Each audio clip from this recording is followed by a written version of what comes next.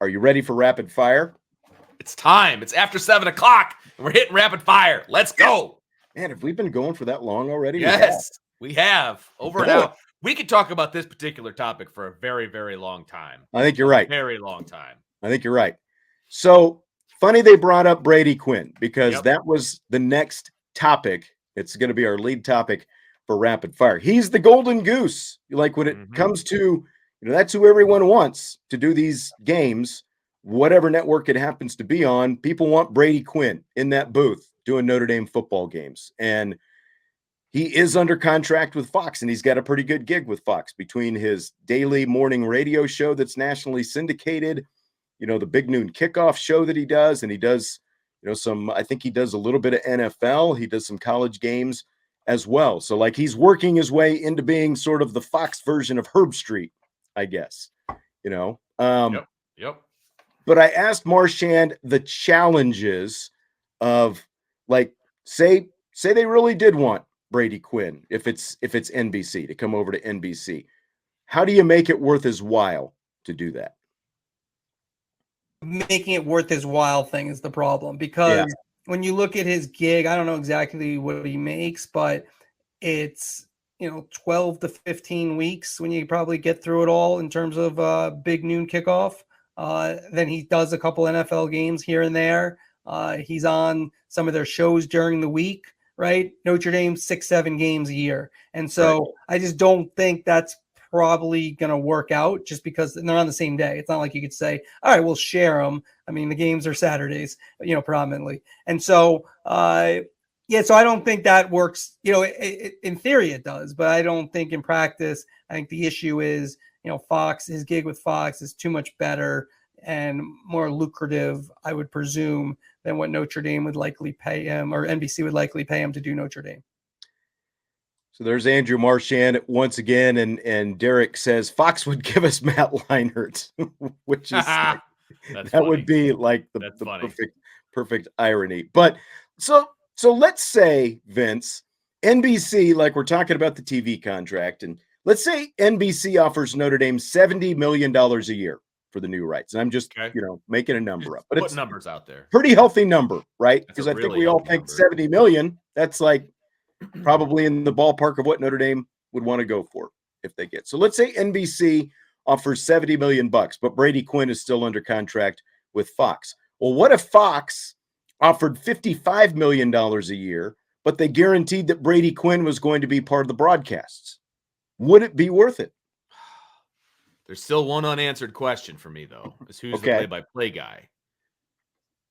That would be important. At least we know Fox has a pretty big stable. They do. You're right. You're right. Either way, they would be better. Either way, they'd be better than what they got now. So you're right about that. Okay.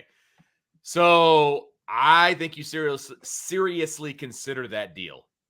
Okay. Because the Notre Dame fan base would be out of their flipping minds if Brady Quinn was going to be the color analyst. He's the golden goose, just like you said.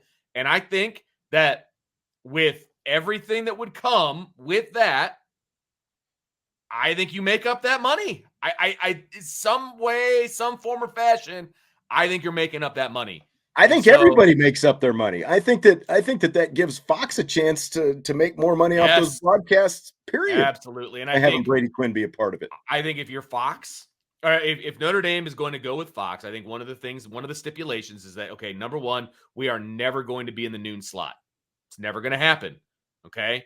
That gives Brady Quinn an opportunity to travel from wherever he's at with the Big Noon Kickoff to Notre Dame Stadium. Unless Notre Dame is playing like a Big Ten game, for example, and Big Noon Kickoff is there. Is part of that. Yeah, exactly. Fine. Like that would be the only Notre Dame plays Wisconsin here in a few years, assuming that ever happens. Right. It's supposed to be at Lambeau, I believe. Right. Yeah. Right. So if Big Noon Kickoff is at Lambeau and fine. I have no problem with that. But if you're guaranteeing that Brady Quinn is going to be the play-by or the color guy, I think you have to really consider that deal. I would. I absolutely would. And yes, pairing him with Gus Johnson would be a home run, everybody. Home run. No doubt about it. I agree. I completely agree with everything you're saying. Like you talk about the perfect setup, even though, you might be taking a little bit less money, all things being equal, if you're taking a little bit less money to go over to Fox, because remember, you're still going to be getting something out of that ACC deal as well. You're going to be getting a few million extra bucks. Then you get to add the golden child, Brady Quinn, to this whole thing. You're going to make Notre Dame fans happy. And again, I think you're going to make a lot of advertisers happy if Brady Quinn was a part of that. I think it would be the perfect setup. It would be that would be like if Fox offered Brady Quinn to be the Notre Dame game analyst as part of the deal to get Notre Dame over there. To me, that would be the perfect situation. That would be like, how are you going to turn that down? I wouldn't. I really wouldn't. I mean, I just think that's two win-win-win. Gus Johnson, Brady Quinn, Fox. Let's go. Let's go. They would get a hometown discount from me. Like I would. I mean, the $55 million, I guess, would be somewhat of a hometown discount at that point. But I would seriously consider a hometown discount for Fox. Yeah. Now, Chi-Town says Fox will make us play at 11 a.m. That would have to be like Notre Dame's. Yeah, like if they're in Chicago, that's going to happen. But that would have to be part of Notre Dame's deal, like especially if Notre Dame is taking less money potentially to go to Fox. Like, we're not playing noon kickoffs at home for home games. Right. Yeah, just no way. And I would doubt that, now there might be a game. Games, your Tennessee States might end up on FS2. That's and is that any worse than Peacock now? It's better because Peacock is streaming only. That's exactly right. So that's exactly more people right. could get FS2. Jason asked, is there a station that plays the game from the stadium? Like back home, Bama fans would listen to Eli Gold on the radio with surround sound instead of the TV broadcast. Is Eli Gold like the PA announcer? I mean, is that what you're listening to? The PA announcer? Like there's some places, like you go to the restroom, for example, at a ball game. Like I think at Wrigley Field, they hear the radio broadcast. They've got the radio broadcast playing in the restrooms and stuff like that.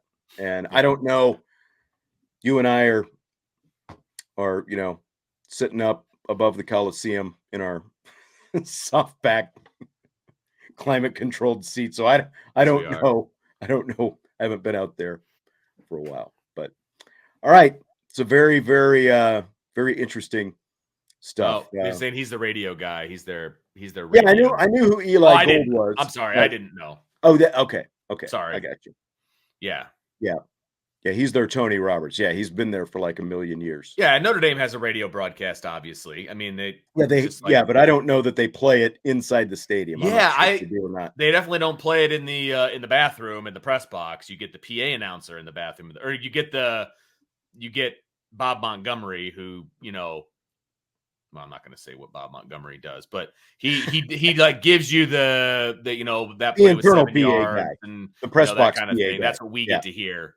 We get to hear a lot of butchering of names and things like that. So Matt says that Notre Dame does play 101.5, which would be the broadcast. Yeah. Okay, that makes sense then. Good. I'm glad they do. Perfect use of radio. All right, let's switch gears a little bit. We've talked a lot about the TV broadcasts and such. How about some other rapid fire topics now? So with the idea of buy low and sell high, what Notre Dame offensive player would you buy stock in right now if you wanted that stock to make you a lot of profit a year from now?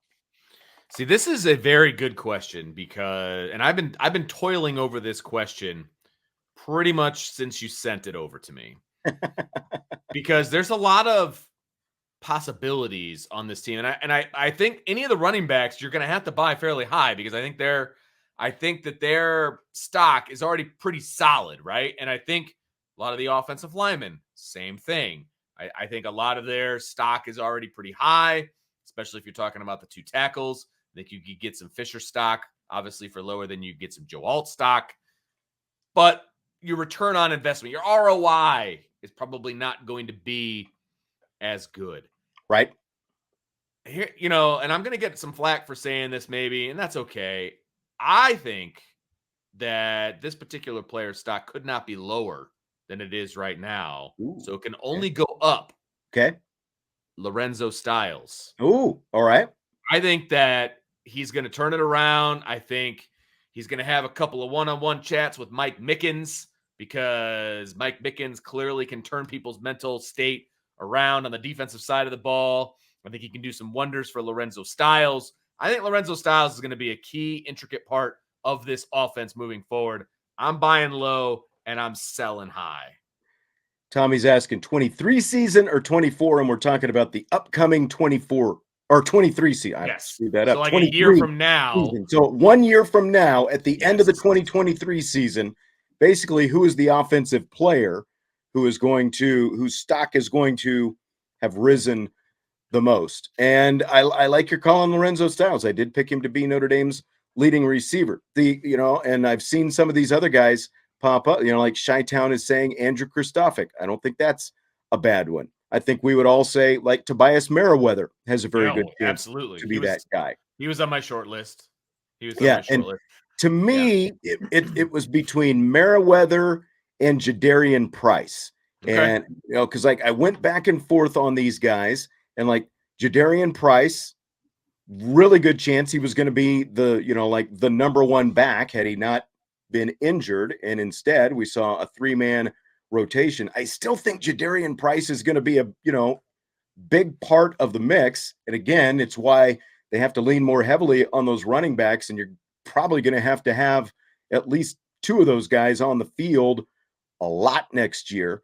Sure. But I just don't know. Maybe we'll find out a little bit more in the spring. And we'll do this again at the end of spring and rebuy and sell our stocks. I'm going to go with Merriweather though, because I think, because again, like I think Lorenzo Styles has a really good chance to be the guy who is the team leader in receptions. Probably him and Thomas would be my 2 favorites for the receptions leader for Notre Dame next season. But Tobias Merriweather just has that big play breakaway ability. And I think that he's going to be ultimately the guy who ends up being the yardage leader and the guy who's making a lot of highlight reel type plays next season. So I would pick mine on Tobias just ahead of Jadarian Price, mainly because there's so many other guys in the mix in the running back room and don't know what that role could potentially look like right now. Yeah, and I saw, some Kristofic. I saw some Rocco Spindler. I just think the guard competition is wide open right now. And I don't know that I would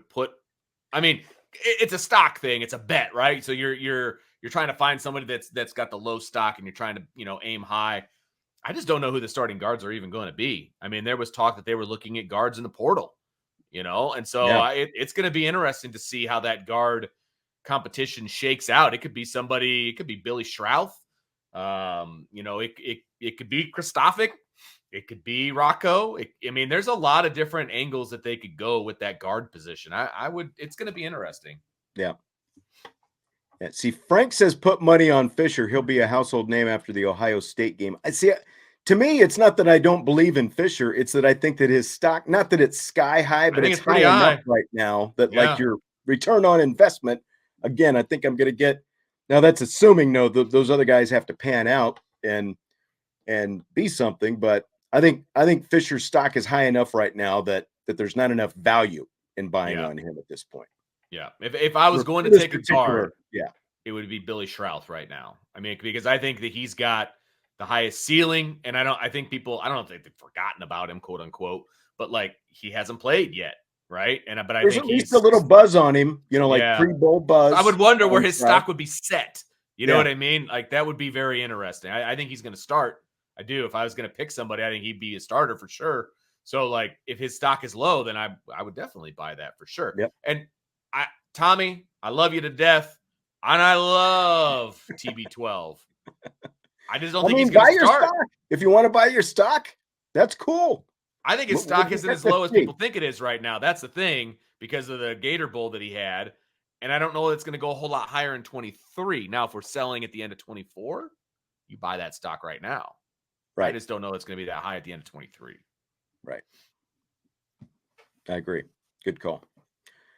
All right. So again, shifting gears. Here's what Pat Forde from Sports Illustrated said recently about Notre Dame men's basketball. He wrote this whole big column about Notre Dame and basically the lack of, well, I'll just read it to you. Quote, It is an enduring mystery while Notre Dame has not been able to elevate into the sport's upper echelon for anything longer than an occasional blip in time. Now, again, we're talking about men's basketball here. Catholic schools have had an immense historic impact in men's college hoops. The list of national champions is long. Villanova 3 times, San Francisco twice, Georgetown, Marquette, Loyola Chicago, LaSalle, and Holy Cross once apiece. Several others have advanced to the NCAA title game. Gonzaga twice, Seton Hall, Dayton, Seattle, St. John's. Notre Dame, never. The most athletically accomplished and ambitious of all Catholic schools traipsed into that one Final Four in 1978 and lost to Duke, which then lost to Kentucky for the title. The Irish have never been back since. That could have something to do with priorities, of course. One of the dozen schools listed above who have won a hoops title or played for one, zero engage in big-time football. Notre Dame pretty much invented big-time football. It's always been the sport of utmost importance beneath the Golden Dome, yet that shouldn't preclude the Irish from being better in men's basketball. It's not an either-or proposition. The women's program has won 2 national championships, played in 5 title games, and been to 9 Final Fours. So it's not like there's something in Purcell Pavilion that prevents Notre Dame from hoops greatness. The men's program needs to find its own Muffet McGraw, a great coach who wanted to be at the school. Bray was that guy, philosophically aligned and willing to do work within Notre Dame's structure, but without the titles or Final Fours. End quote. Again, that's from Pat Forde in Sports Illustrated. So, Vince, do you buy or sell all or any of that? I buy it all. I buy it all, and I'm asking for seconds because I think he's absolutely correct. I think that the Notre Dame men's basketball team needs to be better. I think that the parameters around Notre Dame recruiting and all of that were a little bit of an excuse at times, especially the last 6 or 7 years. Then, I mean, you can get people into Notre Dame that can be competitive. You can. And I think for a stretch of time, Mike Bray was 100% bought in and was recruiting across the country. But we're talking about national championships they're competing for. I know that. And they should have been in a Final Four at the very least during those days when they went to the Elite Eight, right? They should have been. Could have been. That game against Kentucky, they should have won that game. I know what you're talking about. And if they win that game, I think they win the whole thing. So, and this article doesn't get written if they win the national championship just that year. It doesn't get written. Oh, of course. All of those schools that he named off, some of those only have one championship, right? Not only that, most of them only have one national, but like we're talking about small Catholic schools that only have basketball. And like he's talking about San Francisco and Holy Cross, like San Francisco, we're going on 70 years since they had a generational player named Bill Russell, by the way. And so this is like one of the many problems I had, like Georgetown, for example. And, I think we talked about it a little bit last week, like Loyola Chicago. Now, they won their national championship again a long time ago. But I think it's safe to assume that, I haven't looked at all of their academic requirements, but considering none of them have FBS football, as he said, they rely on men's basketball for their biggest source of revenue. So absolutely. I'm pretty sure that they're probably a little bit more generous with their academic requirements getting guys in. You can't tell me that that great Georgetown team of the 80s, was built on academic geniuses, Georgetown or not. Agreed. Oh, I could not agree more. And I think every one of those schools that he named off, I don't think any one of them plays football, do they? At least not to my knowledge. None of them do. Notre Dame is the only one in this whole that he's mentioned that plays football. So I think that's part of it. Football. Some of them have FCS, like Georgetown and Villanova have FCS. Sure. I think there's opportunities for Notre Dame to recruit better than they have. I think Notre Dame has been lazy in recruiting. I'll say it. Well, I think they have been. But here's the problem. And I get that, like especially in recent years. But again, we're not just talking about fielding a competitive men's basketball team. He's saying they should be competing for national championships, and he's trying to compare it to the women's game, which is completely apples to oranges. That's different. Because again, like all these schools that won these championships 50 years ago, Villanova being the most recent one, all these other schools did it in an era where men's basketball players were staying for all 4 years. You had a nucleus of guys together who grew together over 4 years. It's a completely different game now. And again, like trying to compare it to the women's game, because that is what the women's game still is, to get the elite talent that he's talking about that can win, or, that can win national championships, like Olivia Miles, for example.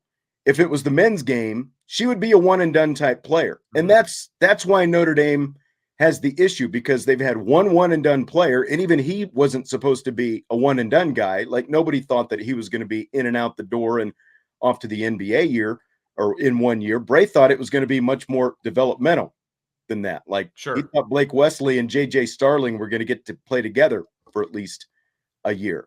And so that's like, again, like as soon as you draw that comparison, Pat Forde's been around a long time. He's a really smart guy. As soon as you draw that comparison to the women's game, I just completely shut the door, because it's two different things the way you have to recruit in the men's game compared to the women's game. Because again, Notre Dame's not going to let a bunch of those guys in just to try to win some basketball games that other, like even places like Duke are willing to do.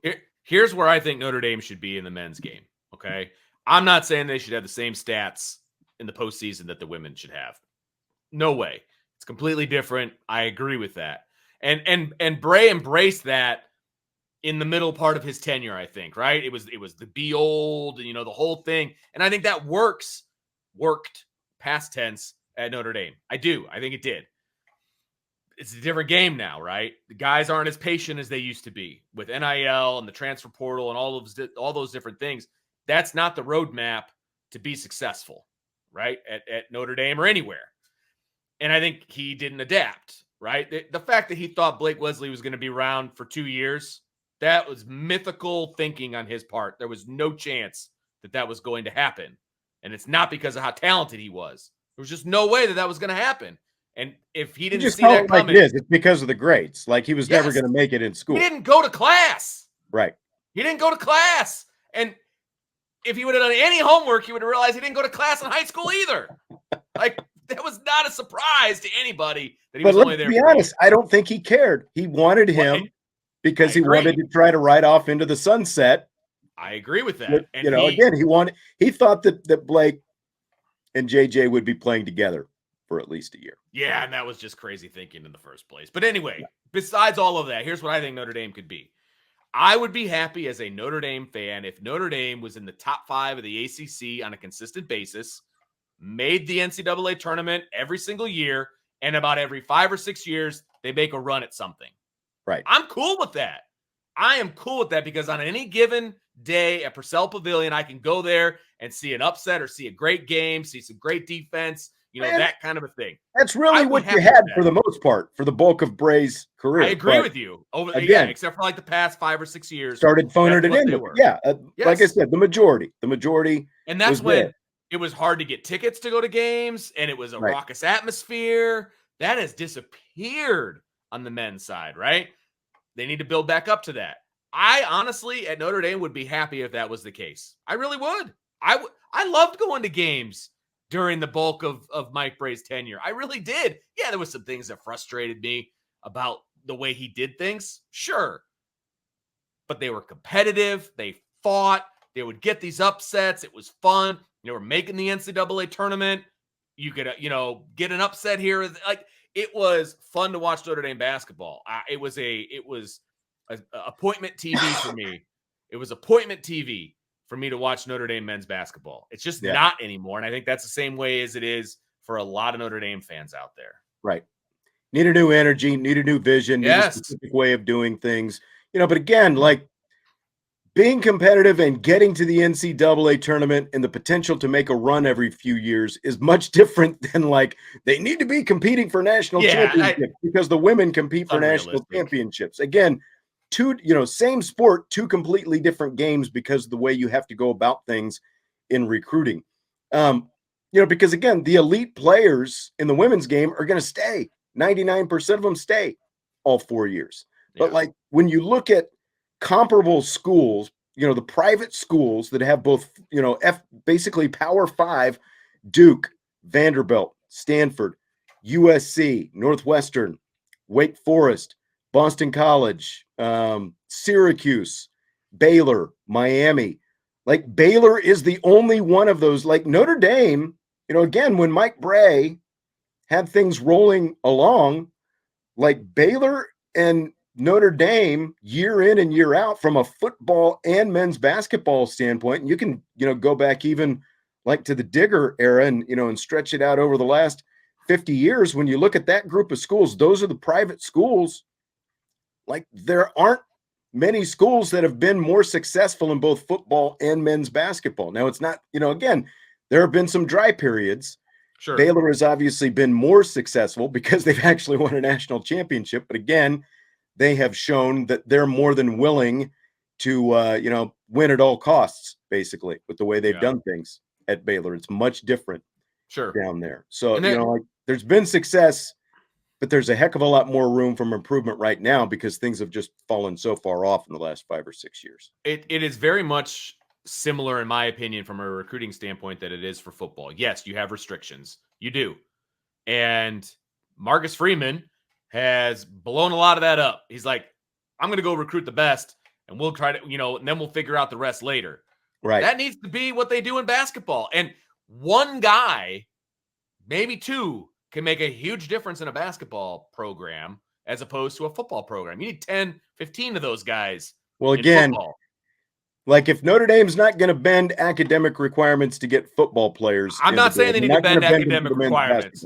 You're telling me that every 5-star basketball player is a moron? No.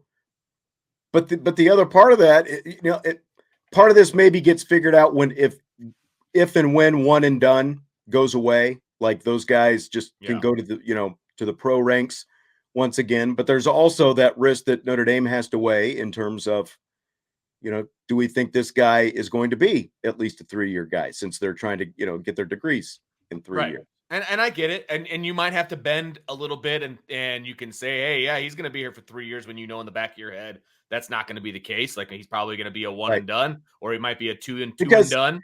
Because I've got to think the 3-year deal, and it's it's not just football, but I have to think it's because of the 3-year rule in football. You can declare after your junior year, and so for graduation rates and everything else, they start up. They get them in the summer, and they get them on that accelerated rate.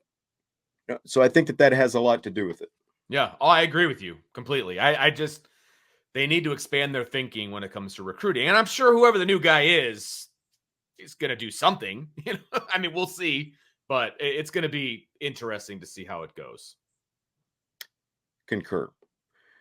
Vince, with the Bills losing to the Bengals, the AFC Championship game is not going to be played at a neutral site. There's been a lot of talk that the NFL wants to go to neutral sites for conference title games. Do you buy or sell that idea? Huge sell. That's a huge sell for me. I do not like that at all. I think, having a home game and a home atmosphere is what makes the NFL so great. I think, honestly, Super Bowls are very just dry, sterile. I think there's the word I was looking for. Thank you.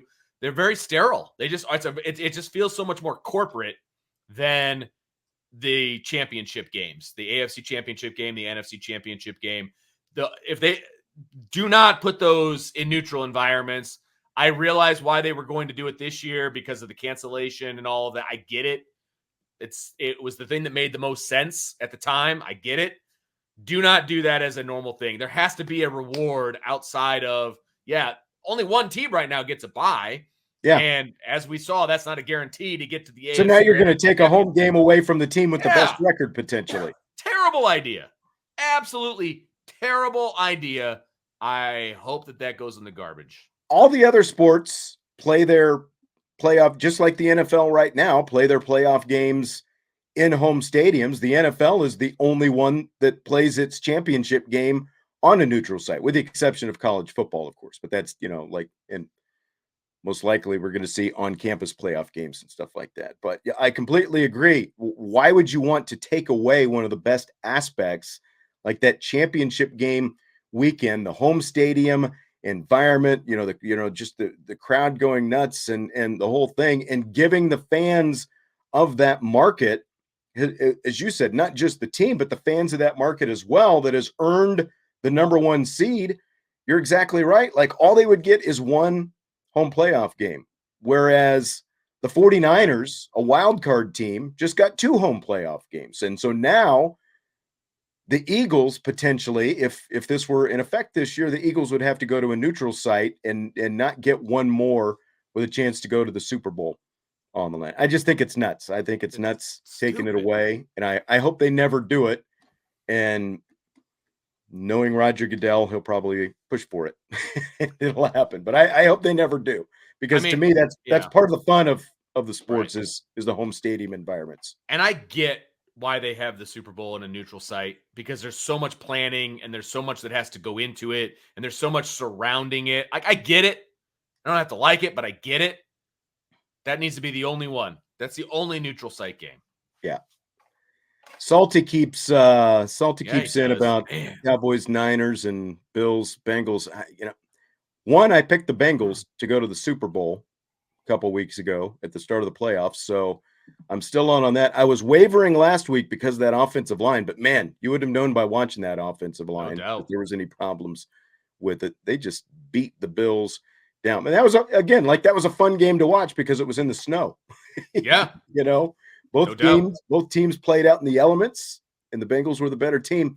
I'm just going to save the Cowboys-Niners stuff because, again, Jesse's going to be in here tomorrow. Yeah. It's like, again, spoil it. You predicted that the Cowboys were going to lose, by the way. I don't know if anybody's paying attention on Friday. You and I both picked the Niners. Jesse picked the Cowboys. He was very confident.